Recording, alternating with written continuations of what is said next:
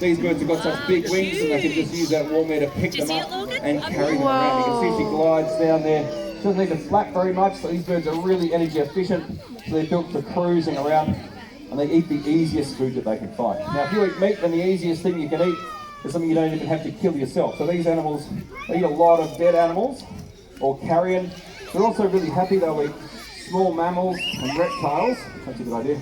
I'm not sure. Small mammals are a bit smaller than that,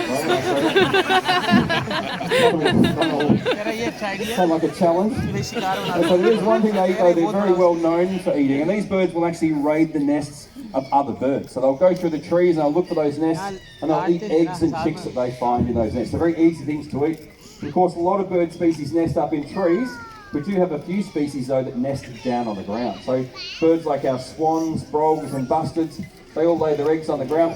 And so does Australia's largest bird. And I'm hoping you've already seen Australia's largest bird today. Yeah, maybe they put your are hand up if you've beautiful. seen an emu since you've been here today. We saw emu. Hopefully most of you. So you know that emus are big birds. Not surprisingly, they lay really big eggs as well. Now, if you've never seen an emu egg before, I'll show you what they look like. I've got a pretend one here. They are enormous and they're green, and they weigh about 700 grams. So if this was a real one, there'd be enough food in here to keep her going for 3 or 4 days. Now what I've just done is give Bernice a rock, and that's because in the wild these birds will find these big eggs and then use a rock to smash their way in, just like that. Right? So they use it as a hammer to break their way into these big eggs. Now that's not something we have to teach our buzzard, that's actually an instinctive behaviour. So they just know what to do for the first time they ever see a big egg and find a rock like that. And they do get better with practice, but so that's an instinctive behaviour. Now it's pretty cool because there's only one other bird species on this planet that uses that same technique to get into its food, but it's a bird found in northern Africa. It's called the Egyptian vulture, and they use that same technique to get into ostrich eggs. Now emus are a bit smaller than ostriches, and so are their eggs. Ostrich eggs are even bigger than that. They're massive white eggs.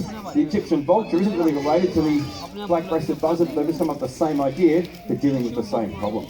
Now the black-breasted buzzard is a species only found here in Australia, but we don't really find them in Victoria or Tasmania. The next bird, if you're hoping to see one in the wild, you'd also need to get on a plane and travel all the way out to tropical rainforest in far north Queensland. It's vital our Australian birds adapt in order to survive, and our next bird has one of my favourite adaptations. It's actually his colour. And to help me explain how colour helps a bird survive out in the wild, we are going to meet a parrot that comes all the way from far north Queensland. Oh, so this pretty. is Les, and he's an eclectus parrot.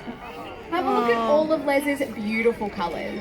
He's got that big green body, a bright orange beak, and if you were lucky enough to get a glimpse underneath those wings as he flew overhead, there is some red and blue underneath there as well. Now, as we said, eclectus parrots come from far north Queensland, and that's because you'll find these guys in our tropical rainforest habitats on the Cape York Peninsula. And with You might see some barn owls in the aviary, and they have a really distinctive heart-shaped face. This bird, though, is in the other family of owls. It's called the hawk owl family. They do have really hawk-like features. This one is called a barking owl, and today we want to meet a female barking owl. Her name is Millie. And some people do ask us about our owls when we fly them during the day. Can they see where they're going? What do you guys think? Can Millie see where she's going? Yeah, I think she does pretty well out during the day. She just sees a lot better than everybody else at night time. So you might have done that already. What you might not know about owls, though, Wow. when Lily's out here, she's seen you, me, and everything else in black and white. Now, it's not really a disadvantage, it might sound like it. These birds have given up their colour vision, and in exchange they see about 35 times better than any of us. They do have amazing eyesight, and to go with that, they also have incredible hearing as well. Now, Millie does have an ear on each side of their head, Whoa. but a little bit different to us. One of those ears is a bit higher up on the head than the other one. So what we call lopsided or offset ears. So it means that Millie can hear left and right, but then she can also hear up and down at the same time, and that's really handy. So if you imagine it was so dark that she couldn't see her prey, then Millie could find her prey to make noise. So if you're a little mouse and you make a noise, then she can find you even if she can't see you. Now another handy thing she can do, Wow. just watch her head. She'll keep her body still, and then she can just flick that head around. You can see her there turning it in either direction. She can actually turn it through an arc of 270 degrees. Oh. So it's a really long nice. They keep it really nice and still. Just move the head, they work out where their prey is. You can hear Nelly too, that chirping noise she's making. It's a pretty happy noise for her. Okay, she's not really working very hard out here, and she's getting all her favourite food. So life is pretty good. If she was hunting though, it would be a different story. When these birds are actively hunting, they're virtually silent. Owls have really special feathers. The edges of their flying feathers are frayed, and that muffles the sounds of their wings beating. So their prey doesn't hear them coming, and then that helps their hearing as well. They're not having to listen over the sound of their own wing beats. Now you might think with all those adaptations that these birds would be doing really well out there. In northern Australia there are lots of beautiful barking owls. Unfortunately here in Victoria, the bird you're looking at the moment is actually an endangered species. People leaving trees that were once habitats for some of the birds. So the really easy, simple thing you can do is called Wipe for Wildlife. What is wiping for wildlife? It's just about making a really simple, really easy switch from using regular toilet paper to one that's 100% recycled. So it's been made from old office paper and other recycled paper products, and it actually helps us keep more trees in the ground where they belong. Now what Slicing his way through the air. So these birds are very quick, got great acceleration, great cornering, and great stopping. So they're a little bit like a sports car. The other thing that makes them like a sports car, the buzzard is like a cruiser. He burns about 5% of his body weight in a day. Little Rusty is the sports car. He burns nearly 40% of his body weight in a day. So he burns a lot of petrol. And you can sort of see why there. So he's not working that hard out here either. He's just doing a bit of a cruise. You can see that rusty colour as well across his back. Of course, that's where he gets his name. The other really distinctive feature of these birds is the black line you might see near the end of his tail. So when he comes into land, he'll fan that tail out, and so you'll be able to see that black line. Alright, now these birds are quite successful around much of Australia, so it might be a species you've seen before. Now easy to identify. So remember those two features, the rusty colour and the black line. So he's a falcon, so you don't have to worry, you don't have to crash into anybody, he's incredibly precise. And so these birds, he maybe doesn't look very scary to you, that's because you're enormous. So what you need to do is imagine you're not you, imagine you're a little bird, you're an insect, you're a small mammal like a mouse, you're a little reptile like a skink. Then Rusty is one of the scariest and quite possibly one of the last things you've ever seen. These birds are great hunters, they're just built for going after small prey. Well done, Rusty.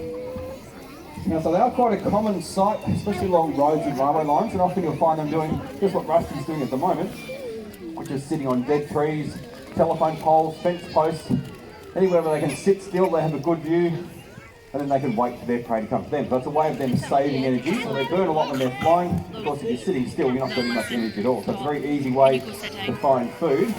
It's a method of hunting that we call perch and search or perch and pounce. It's a very easy way for these birds to hunt, and also an easy way for us to find them. So often they'll just be out the window of the car as you're driving along. Now, it gets a little bit of height for me, because again, what these birds can do is hunt in a different way, and it might be something you've seen out of the window of the car or the train before, been on a long trip through the country.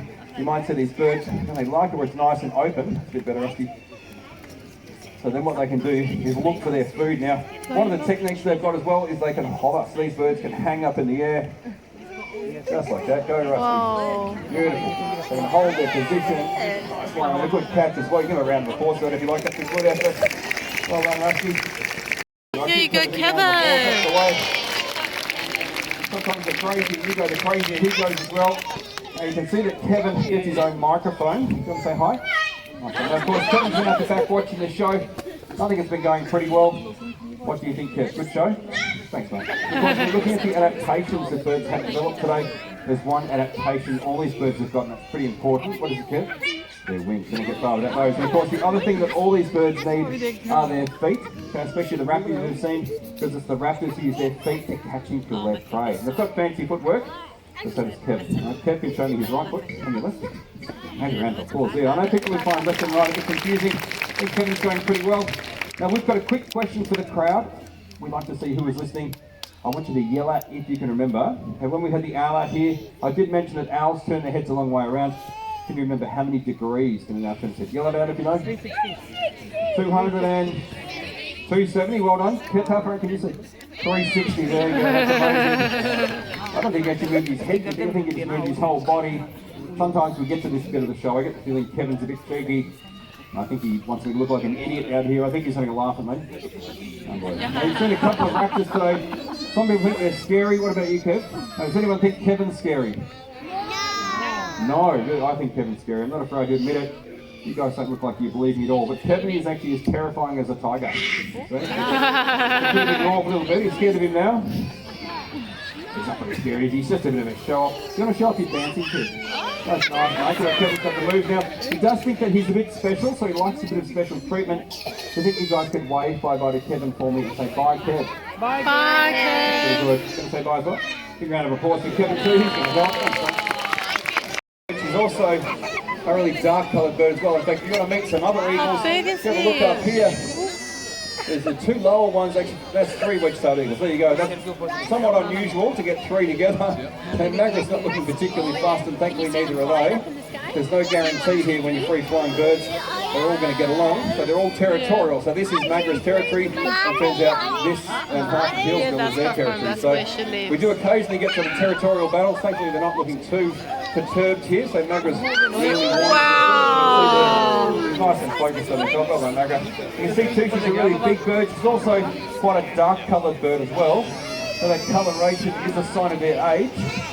When they're young, they're much lighter in colour, especially across their head and their shoulders. They're sort of a nice light brown, a honey colour. Each year they molt their feathers and they grow back new ones. They come back darker and darker. In fact, if you've got a big lens and you're looking at those 3 eagles, I wouldn't be surprised if one of them is the young one. So you might pick a really sort of much lighter coloured one. You can see some Magra as she comes in. She's nice. Whoa, that was close. She's a big bird. She's got those huge feet. So of course, she's got a big beak. I don't really worry about the beak. What you worry about here are those huge feet. The big bird talons on her toes are the main weapon of these birds. It's what they use to catch and kill their prey. It's also what they use to defend themselves against other eagles as well. Alright, this one is just hold there for me. Now, prey for birds like this one is typically small mammals, but not talking about small children. We're talking about little rabbits and bandicoots, so really pretty small things like that. They are quite capable of hunting something up to the size of a wallaby or a small kangaroo. Now, I think they're 12 or 14 kilos. Make this a big bird. Like this big bird wants to fly as light as possible. The other birds on the top. Very powerful hunters. They really can go up much bigger and heavier than themselves. Sit down, please, though, so other people behind you can see. All right, well, Thank you. Way. So just remind you, just make sure you keep nice and still for me while Magra's out here. Good girl. Great job.